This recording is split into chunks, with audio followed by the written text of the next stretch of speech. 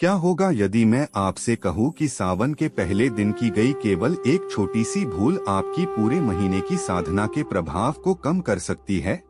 क्या होगा यदि आप वर्षों से भगवान भोलेनाथ की पूजा करते आ रहे हों, लेकिन अनजाने में ऐसी गलती कर रहे हों, जिसके कारण आपकी भक्ति का पूर्ण फल आपको नहीं मिल पा रहा हो? धर्म ग्रंथों और प्राचीन धार्मिक परंपराओं में सावन मास को भगवान शिव की विशेष आराधना का समय माना गया है। ऐसी मान्यता है कि इस समय किया गया जप, तप, दान, व्रत और पूजा विशेष पुण्यदायी होती है। लेकिन इसी के साथ यह भी कहा गया है कि यदि श्रद्धा के स्थान पर अहंकार, पवित्रता के स्थान पर लापरवाही और संयम के स्थान पर क्रोध आ जाए, तो पूजा का आध्यात्मिक महत्व घट सकता है। इसलिए आज का यह संदेश केवल सुनने के लिए नहीं, बल्कि अपने जीवन में उतारने के लिए है। अंत तक बने रहिए, क्योंकि अंतिम बात ऐसी है जिसे जानकर शायद आप अपनी पूजा की पूरी विधि बदल दें। हर हर महादेव। यदि आप भगवान शिव के सच्चे भक्त हैं, तो अभी इस वीडियो को लाइक करें, हमारे चैनल को सब्सक्राइब करें और कमेंट में पूरे विश्वास के साथ ओम नमः शिवाय अवश्य लिखें। इस वीडियो को अंत तक अवश्य देखें, क्योंकि अंत में मैं एक ऐसा नियम बताऊंगा जिसे अधिकांश लोग अनजाने में भूल जाते हैं। अब ध्यान पूर्वक सुनिए।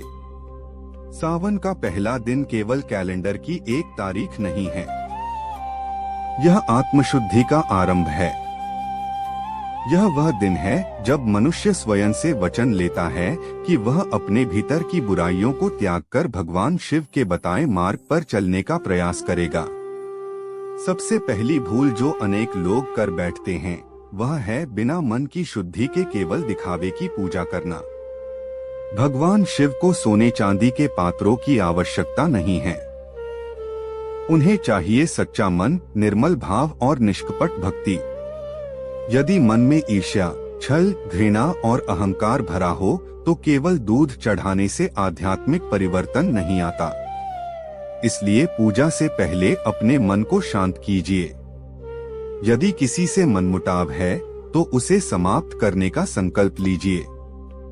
दूसरी महत्वपूर्ण बात, सुबह देर तक सोकर पूजा को जल्दी जल्दी पूरा कर देना उचित नहीं माना जाता। धार्मिक परंपराओं के अनुसार सावन के पहले दिन यथासंभव प्रातःकाल उठकर स्नान करें, स्वच्छ वस्त्र धारण करें और शांत मन से भगवान शिव का स्मरण करें।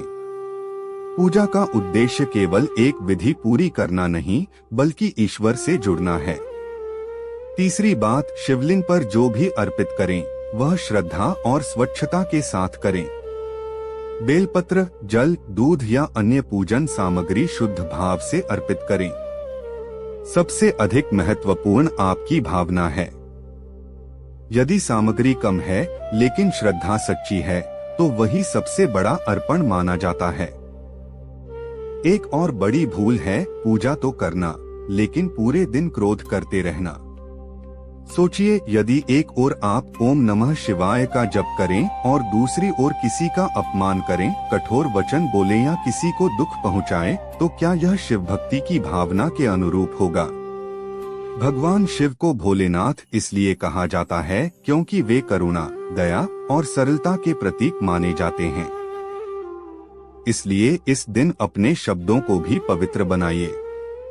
अब एक बात जो बहुत कम लोग समझते हैं, सावन का पहला दिन केवल भगवान से मांगने का दिन नहीं है, यह स्वयं को बदलने का दिन है।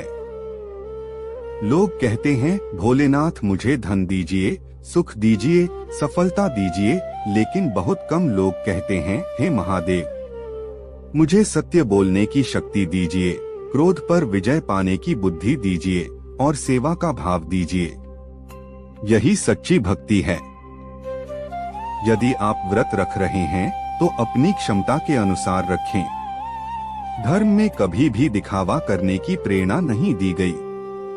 यदि स्वास्थ्य या किसी अन्य कारण से पूर्ण उपवास संभव न हो, तो श्रद्धा और संयम के साथ पूजा करना भी उतना ही महत्वपूर्ण माना जाता है। और अब वह अंतिम बात, सबसे बड़ी भूल यह है कि लोग सावन के पहले दिन तो पूरे उत्साह से पूजा करते हैं, लेकिन अगले ही दिन वही पुरानी आदतों में लौट जाते हैं। याद रखिए, यदि सावन आपके स्वभाव में परिवर्तन नहीं लाया, यदि आपके व्यवहार में प्रेम नहीं आया, यदि आपकी वाणी में मधुरता नहीं आई, तो केवल पूजा की संख्या बढ़ जाने से जीवन का वास्तविक उद्देश्य पूरा नहीं होता। महादेव हमें यह शिक्षा देते हैं कि सरल बनो, सत्य बोलो, दूसरों का सम्मान करो, माता पिता की सेवा करो, भूखे को भोजन दो, असहाय की सहायता करो और अपने भीतर के अहंकार को समाप्त करो।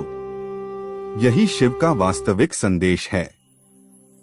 इसलिए इस सावन एक संकल्प लीजिए, मैं केवल मंदिर में शिव की पूजा नहीं करूंगा, बल्कि अपने व्यवहार में भी शिवत्व को उतारने का प्रयास करूंगा।